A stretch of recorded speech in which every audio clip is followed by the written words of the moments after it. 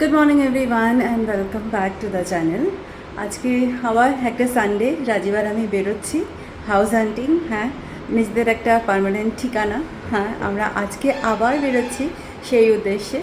তো চলো তোমাদেরকেও সঙ্গে করে নিয়ে যাই। আজকে আমাদের তিনটে প্রপার্টি দেখার কথা। এখন বেজে গেছে প্রায় 11:30। ব্লগটা দিনটা দুটো একসাথেই শুরু করছি। দেখা যাক কতটা কি হয়, ডিপেন্ড করছে এক একটা প্রপার্টিতে কতখানি টাইম লাগছে আমাদের দেখতে, তার উপর যে তিনটে আজকেই আমরা কমপ্লিট করতে পারবো কি না। যাই হোক, আজকের এই পোর্শনটা আজকে শেয়ার করব তোমাদের সাথে। তোমরা সঙ্গে থাকো, আশা করি আজকের ব্লগটা তোমাদের দেখতে ভালোই লাগবে।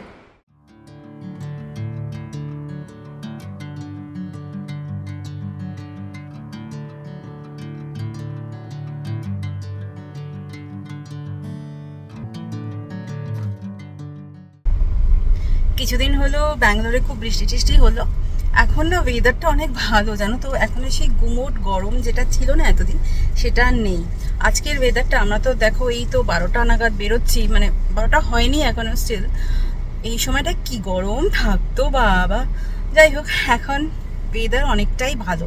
এখন আর সেই প্রচণ্ড গরম সেই ব্যাপারটা এখন আর নেই, বেরোতেও ভালো লাগছে।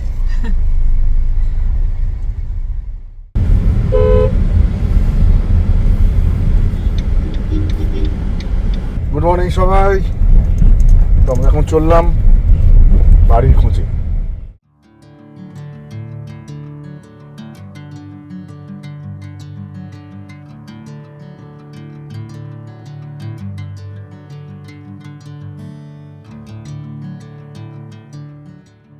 আজকাল এই মিনিয়েচার ভার্সনটা সব প্রপার্টিতেই মোটামুটি দেখছি, ওটাই আগে একটু দেখছিলাম, এই আর কি।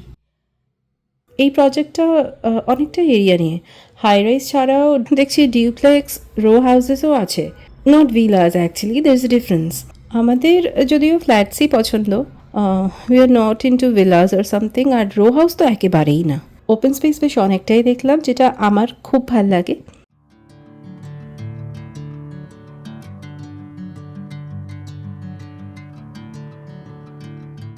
ফাইনালি আমরা মডেল ফ্ল্যাটটা দেখতে এলাম। এটা 3 BHK, সামনে ছোট্ট একটা ফয়ার আর তার সাথে লিভিং অ্যান্ড ডাইনিং স্পেস। এটা কাইন্ড অফ এল শেপড, যেটা আমার কিনা পার্সোনালি খুব ভালো লাগে। লিভিংয়ের সাথে একটা ব্যালকনিও আছে, আমার ঠিকঠাকই লাগলো।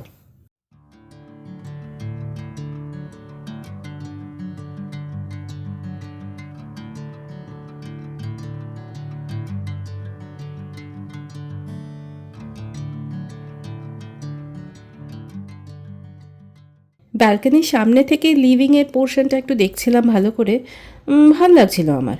সুন্দর করে লিভিংটা বেশ সাজানো যাবে। আর সামনে বড় ব্যালকনি, তো তাই অনেকটা আলো হবে, যেটা আমার ভীষণভাবে চাই। কারণ আমার প্রেজেন্ট লিভিংটা একেবারেই অন্ধকার, এতটুকু আলো আসে না। তো সেটা একটা হিউজ কনসার্ন আমার জন্য। মানে এটা আমার ফার্স্ট ক্রাইটেরিয়া, যে আমার লিভিংটা যেন একটু আলো বাতাসওয়ালা হয়। যাক সে কথা। ডাইনিং স্পেসটাও ঠিকই ছিল, আর এখানে একটা 6 সিটার তো হয়েই যাবে।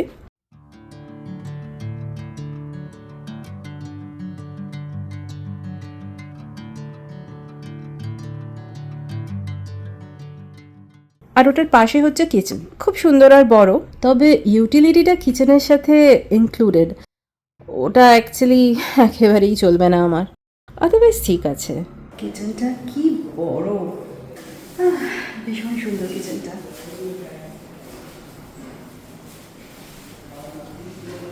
দারুণ দারুণ।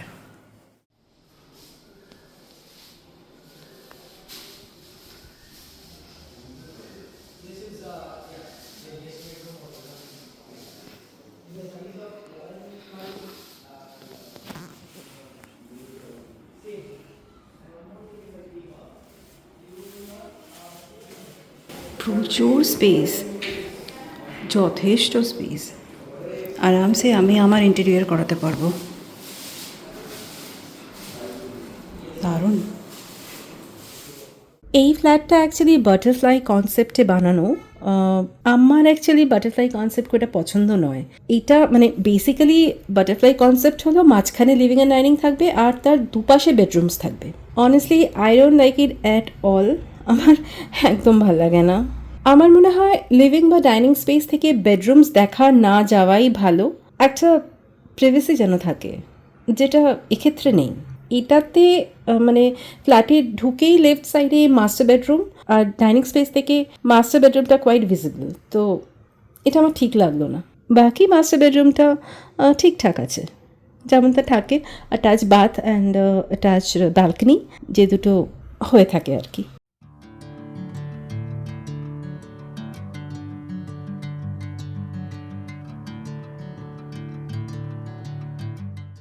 চলো নেক্সট দুটো রুমে যাই।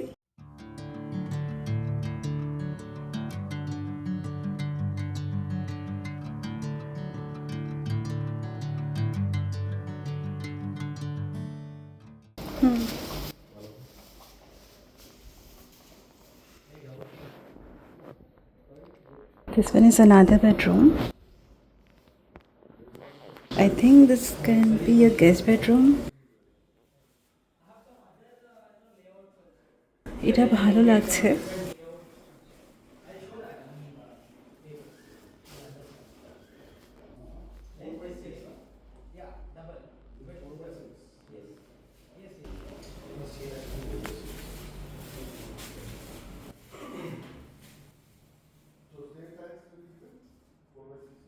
কমন বাথরুম সেই অনুসারে যথেষ্ট বড়, ভালো। টাইলসটা খুব সুন্দর দেখতে, but I prefer something in beige or white.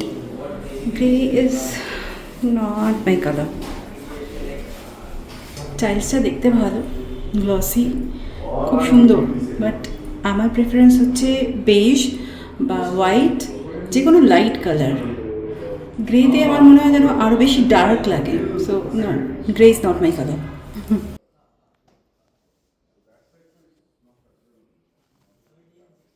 এটা আরেকটা, এর সাথে অ্যাটাচড বাথ আছে।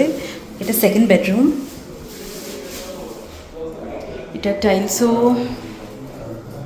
আমার পছন্দ হয়নি, বাট ইটস ফাইন।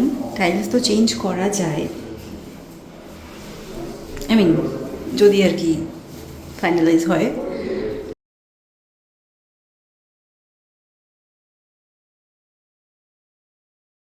এই বেডরুমের সাথেও একটা ব্যালকনি আছে। এই বেডরুমটা একটু ছোট, ওরা 1700 স্কোয়ার ফিট বললো, বাট দেন একটু ছোট ছোট কেন লাগছে আমার কে জানে। এই ব্যালকনিটা একটু ছোট, বাট ভালো, খারাপ না, বেশ ভালো।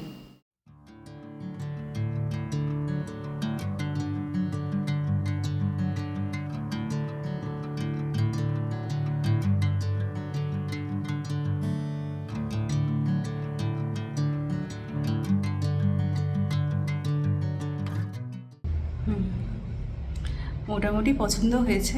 এবার ওই টাকা পয়সা নিয়ে একটু কথাবার্তা, ওটা দেখি কি হয়। বাজেটের তো একটা ব্যাপার থেকেই যায়, দেখা যাক কী হয়, কত এগোতে পারি আমরা। ফ্ল্যাটের লেআউটটা তো খুব সুন্দর, তো আসুন, আসল ব্যাপার এখন টাকা পয়সা, দেখা যাক কী বলে, বাজেটে ফিট হয় কিনা। আমরা 2 BHKও দেখলাম, একটু ভাবনা চিন্তা করছি। বিএসকে দেখেছি, বাট আমাদের একটা এক্সট্রা রুমের দরকার, কাজকর্ম থাকা, অফিস টাইপের, কিন্তু ওয়ার্ক ফ্রম হোম চলে, তো 2 BHK একটু চাপ। হ্যাঁ, যদি একান্তই বাজেটে না হয় তখন দেখা যাবে, সেটা পরে ভাববো। ওইটাই কথা। একটা এক্সট্রা ঘর থাকাটা খুব দরকার। লেটস সি কী হয়। One eternity later.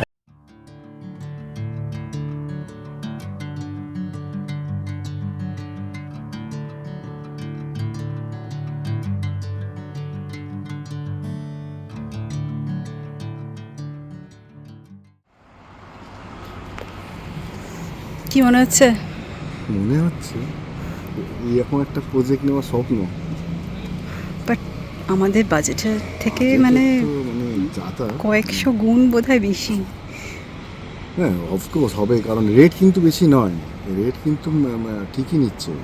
Problem is এক একটা ফ্লোরে 2টো করে ইউনিট, জাস্ট, আর এক একটি ইউনিটের মিনিমাম স্কোয়ার ফিট রেটই হচ্ছে, মানে স্কোয়ার ফিট এরিয়া হচ্ছে 6000 স্কোয়ার ফিট।